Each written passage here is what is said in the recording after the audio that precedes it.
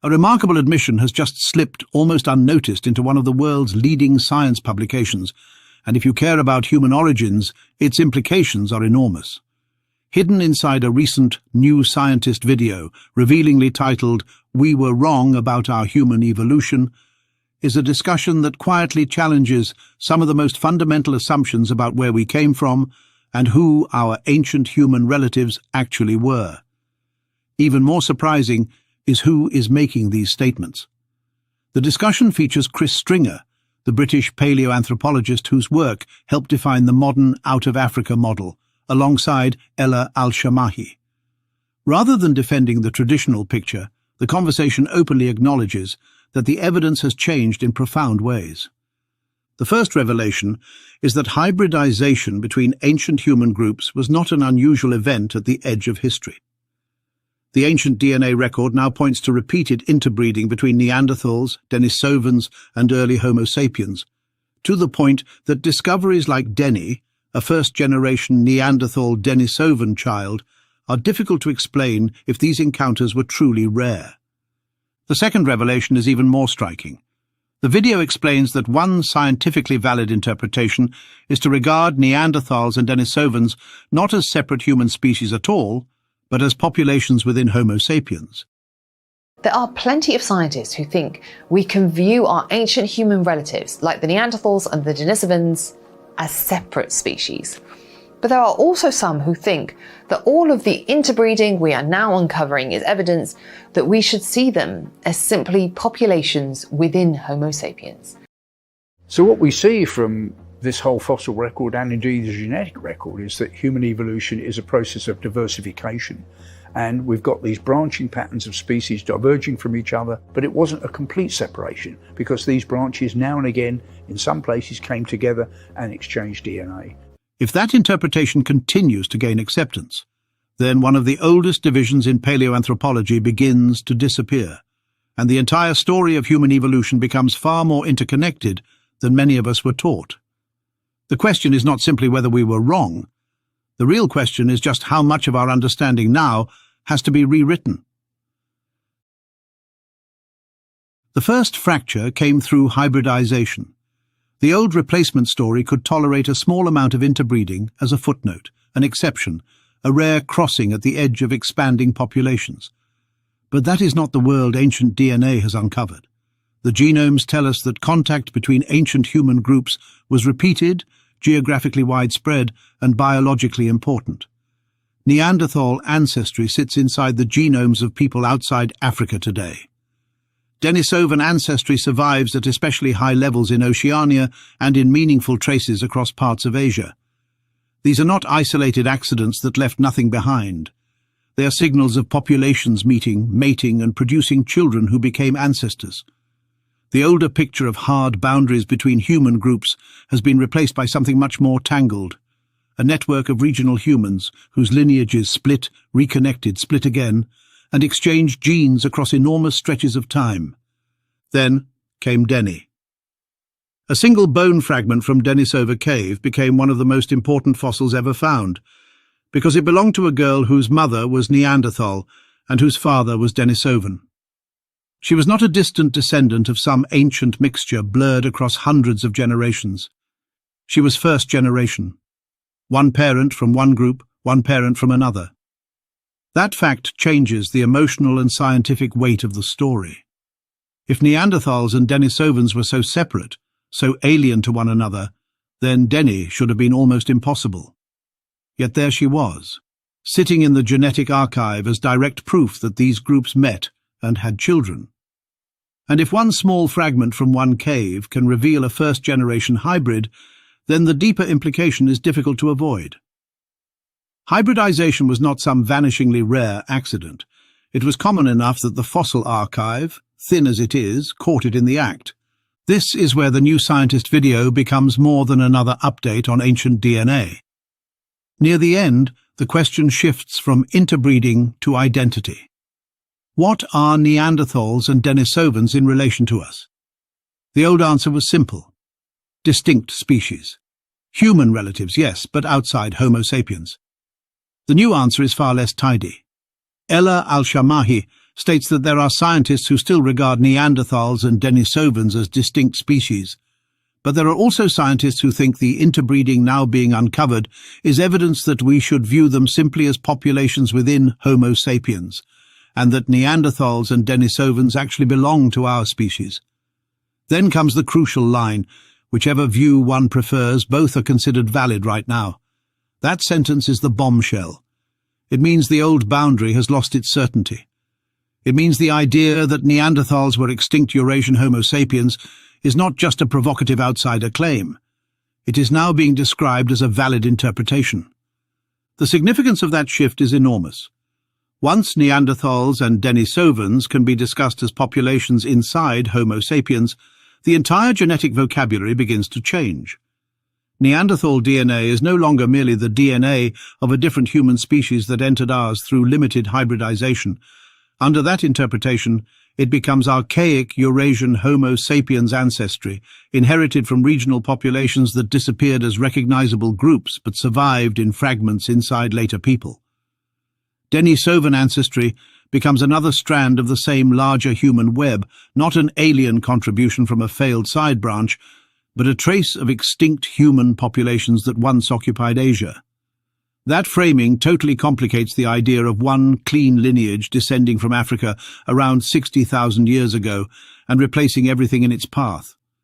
The real story becomes movement plus mixture, expansion plus absorption, ancestry plus extinction. This is especially powerful because of Chris Stringer's role in the older debate. Stringer was one of the major figures associated with the out-of-Africa replacement model, which argued that modern humans emerged in Africa and largely replaced archaic humans elsewhere. That model was important because it challenged multi-regional ideas that had placed strong continuity in many parts of the Old World. But in its stricter form, the replacement model depended on a firm distinction between modern humans and archaic Eurasian humans. Neanderthals were not us. Denisovans, once discovered, were not us either. They were relatives, cousins, branches. The new evidence has not erased African origins from the debate, but it has transformed the older replacement story into something far less absolute. The expanding humans did not simply walk into an empty world, nor did they merely brush against doomed outsiders. They entered a human landscape already populated by other humans, and those humans entered them. That is why the phrase "we were wrong" matters. It is not just a catchy title. It points to a real historical reversal. Out of Africa, theorists once fought hard against hybridization because hybridization threatened the clean replacement model. If Neanderthals and early Homo sapiens produced fertile children, then the boundary between them was never as rigid as the model required. If those children contributed ancestry to later people, then replacement was never total. If gene flow happened repeatedly, then the map of our origins becomes braided rather than linear. And if some scientists now regard Neanderthals and Denisovans as populations within Homo sapiens, then the deepest category in the old story, the category of species itself, has become unstable. The question is not simply whether Neanderthals were human in a sentimental sense. That answer has always been yes. They made tools, cared for injured group members, mastered fire, hunted large animals, occupied difficult Ice Age landscapes, and carried bodies into meaningful places. The harder question is biological. Were they outside our species, or were they a regional expression of a broader, older, more varied Homo sapiens lineage? Ancient DNA has pushed that question back into the center of the field. We now know that these groups were different enough to carry long, distinct histories, but compatible enough to produce children whose descendants survived. That combination is exactly what makes taxonomy difficult. A species boundary that allows repeated gene flow across huge regions and long periods is not a wall. It is a zone of contact. The same problem applies to Denisovans with even greater force. Denisovans are still known mostly through DNA and a small set of fossils, yet their genetic shadow is vast. They were not a single cave population hidden in Siberia. Their ancestry points to a deep and widespread Asian human presence, with different Denisovan-related lineages contributing to different later populations. Some traces reach into islands Southeast Asia and Oceania. Others connect to high-altitude adaptation in Tibet. This was not a minor human form trapped in one cold cave. It was a broad Eurasian world, mostly vanished, reconstructed from genetic fragments. If those lineages are placed inside Homo sapiens, then the story of our species becomes much older, wider, and more geographically complex than the simple replacement version allowed. The real reversal is that the evidence once expected to defend separation now forces connection. Skulls and bones showed difference, and difference was treated as distance. Neanderthal brow ridges, long low skulls, large faces, strong bodies, and distinctive limb proportions were taken as signs of a different kind of human. Denisovans, when known through DNA, seemed even more mysterious. But genomes have shown that difference and interbreeding can coexist. Human populations can diverge for hundreds of thousands of years and still reconnect. They can adapt to different climates, diets, elevations, and disease pressures, yet still belong to a wider reproductive community. The more we learn, the less the old tree shape fits. The better image is a river system, with channels splitting across terrain, flowing apart, then reconnecting downstream. This also changes how we think about extinction. If Neanderthals were a distinct species, their disappearance can be pictured as the end of one branch and the triumph of another. But if they were a population within Homo sapiens, extinction becomes more complicated. Their bodies, cultures, and regional identity vanished, but part of their ancestry continued. They did not survive as Neanderthals, yet they did survive inside later people. The same is true for Denisovans. Their named populations disappeared, but their genes persisted in descendants who never knew their names. Under this interpretation, our species did not simply replace them. Our species absorbed them, and they became part of what later humans were. This is the part of the story that feels hidden in plain sight. We have been trained to imagine human origins as a question of where we came from, as if we were one narrow stream.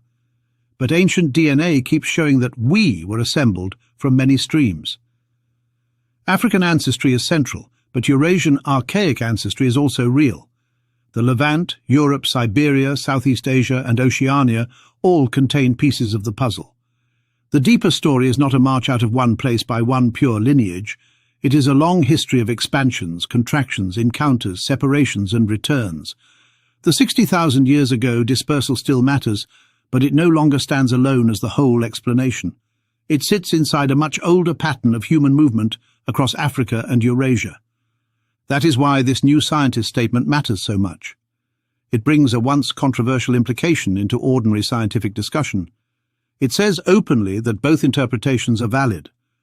Neanderthals and Denisovans as distinct species, or Neanderthals and Denisovans as populations within Homo sapiens. That is not a small concession. It changes the range of respectable debate. It means the old certainty has fractured. It means the story that many of us were taught was too simple. And it means that the boundary around our species is now a question, not a settled line drawn in stone. The irony is that the fossils were always trying to tell a messier story. In the Levant, early Homo sapiens and Neanderthals occupied overlapping regions at different times. In Europe, late Neanderthals and incoming modern humans existed near the same broad landscapes. In Asia, Denisovan ancestry points to contact zones we still barely understand. The fossil archive is fragmentary, but the genetic archive has filled in the silence with signals of mixture. Every time the old model tried to sharpen the divide, another genome blurred it. Every time the tree was drawn with clean branches, another ancient individual showed that the branches touched. The result is not chaos, it is a better model. Human evolution was structured but not simple. Populations separated. They adapted. They became distinct. Then, under the right circumstances, they met again. Some meetings left nothing visible. Others changed the ancestry of future populations. Some groups vanished as living communities but survived as genetic inheritance. That is not a failure of science. That is science correcting itself after new evidence arrives.